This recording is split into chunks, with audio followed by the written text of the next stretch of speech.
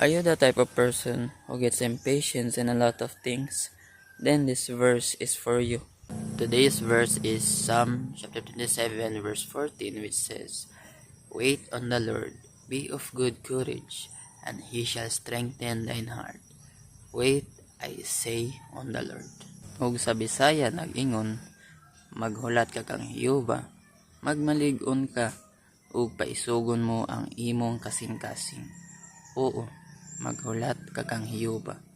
Patience is not just an ability to wait with a good attitude, but in trusting in God's perfect timing.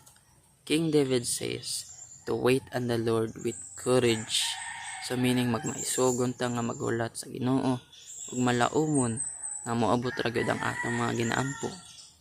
We don't know when will it come, but we certainly know that the right time will come and our prayers will be answered. Same thing as planting a seed.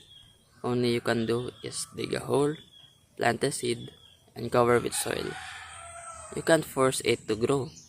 Only you can do is plant the seed and let God do the rest. Sa mga to, daghang salamat sa pagtanaw. God bless og padayon.